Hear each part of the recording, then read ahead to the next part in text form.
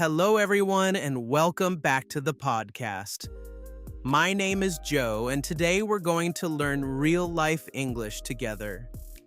In this episode, I'm going to take you on a slow, relaxed walk around my house and the farm. As we move from place to place, I'll describe everything I see and everything I do. This way, you can learn common English words and phrases that native speakers use in everyday life. This episode is designed especially for beginner and lower intermediate English learners. I'll speak clearly, slowly, and naturally so that you can follow along. You'll hear useful vocabulary about the house, the yard, farming, tools, and everyday activities. My goal is to help you understand real English in context. This episode is also part of my series where we explore many of the most common English words. When you learn the most common words in a language, you can understand a very large percentage of everyday conversations. In fact, learning the most common 3,000 words in English can help you understand around 95% of daily spoken English. So take a deep breath, relax, maybe grab a cup of tea or coffee, and let's begin our little journey around the house and the farm. Right now, I'm standing inside the house near the back door. I'm about to go outside, so the first thing I'm going to do is open the screen door. A screen door is a special kind of door that has a mesh screen instead of solid glass or wood.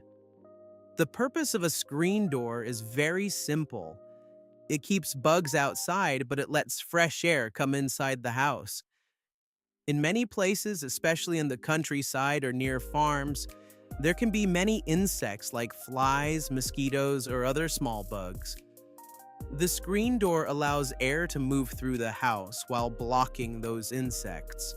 Let me show you how this door works. On the side of the door, there is a small latch. A latch is a simple locking mechanism that holds the door closed.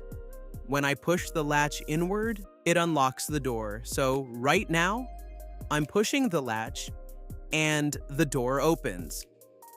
You can also see another lock on the door. This lock is called a deadbolt. A deadbolt is a stronger type of lock that you usually turn using a small metal piece or a key.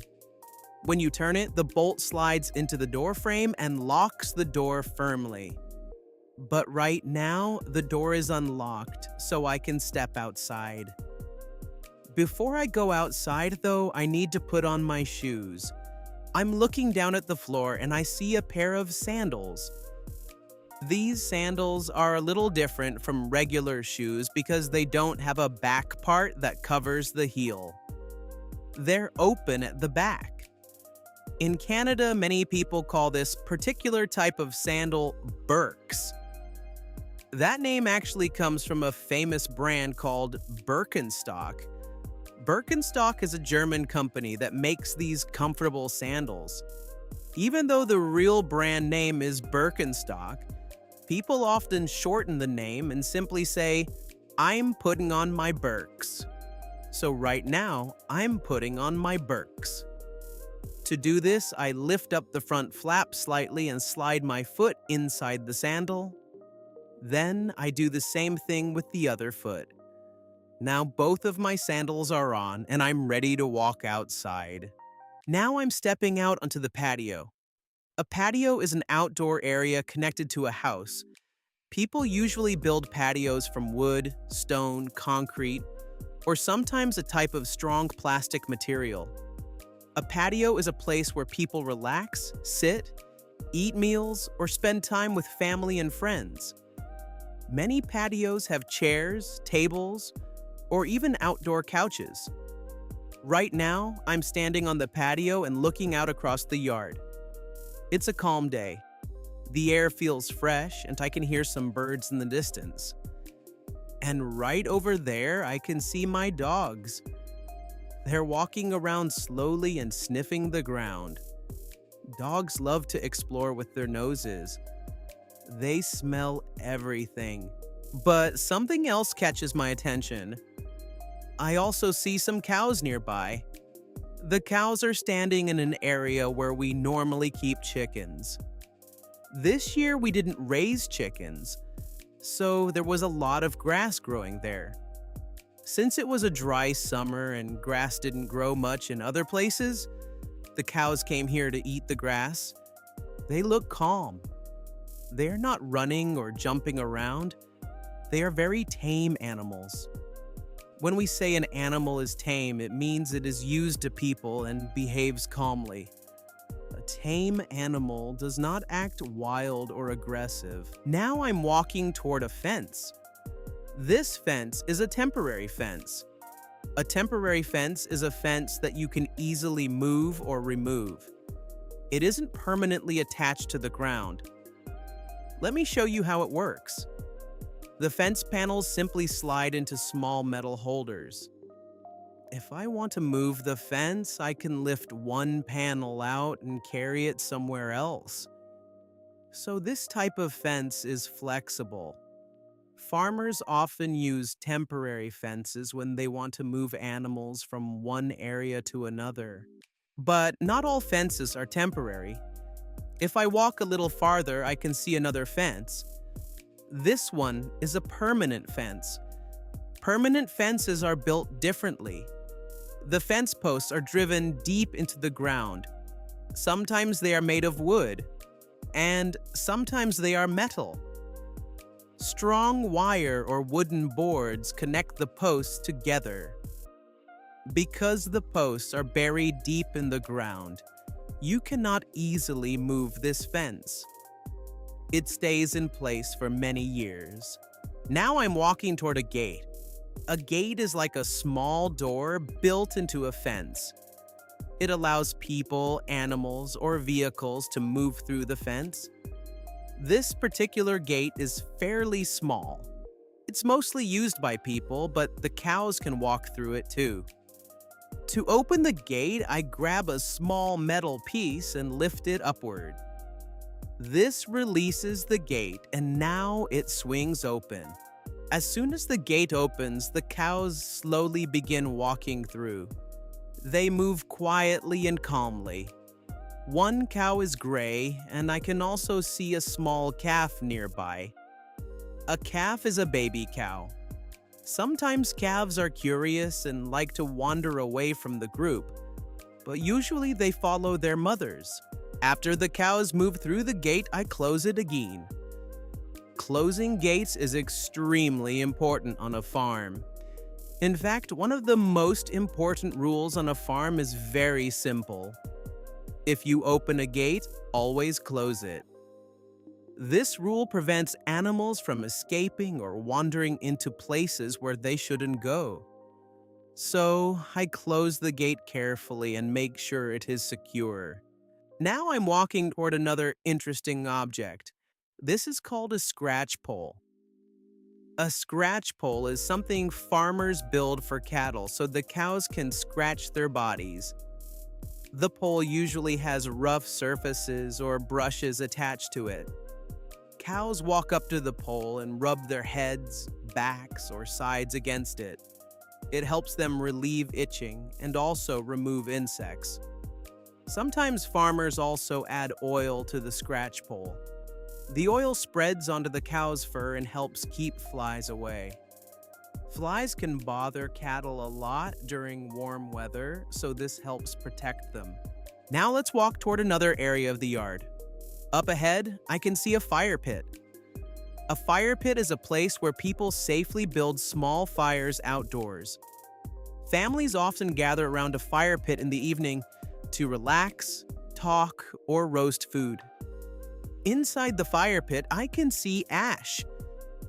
Ash is the gray powder that remains after wood burns completely. Next to the fire pit, there is a long metal stick called a poker.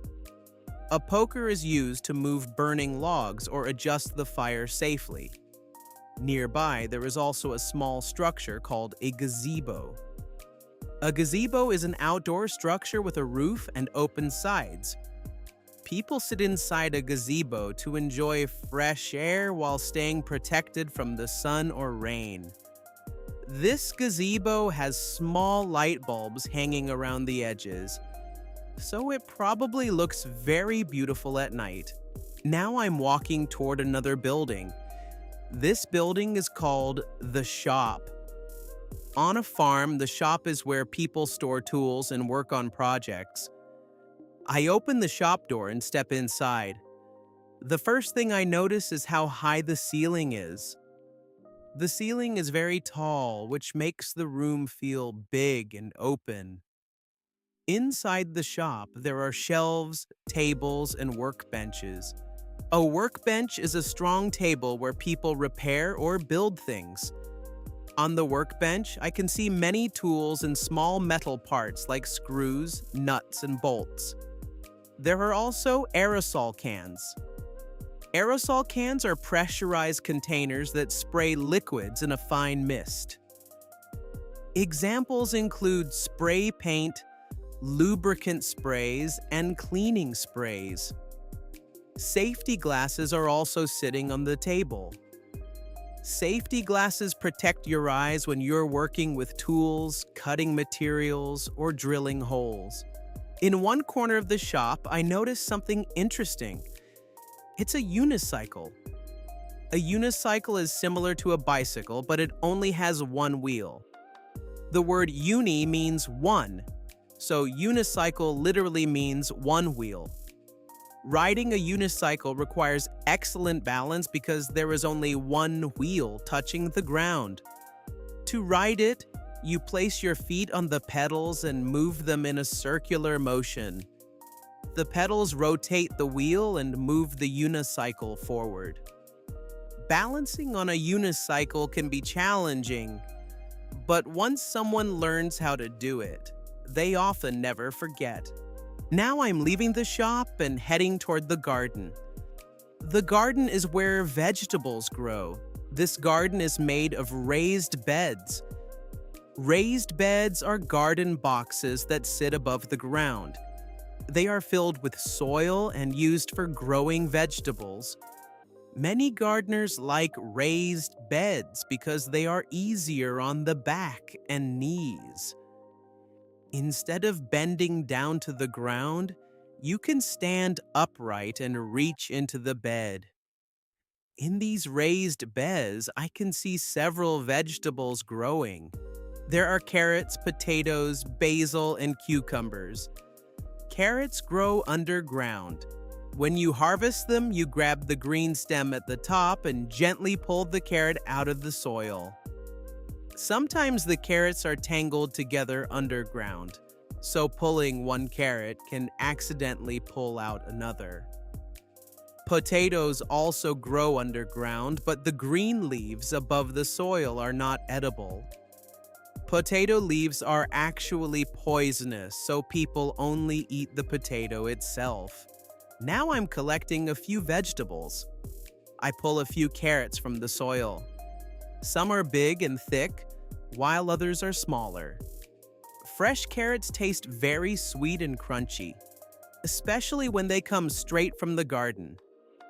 Next, I pick some basil. Basil is a fragrant herb often used in cooking. When I rub the leaves between my fingers, the smell becomes stronger.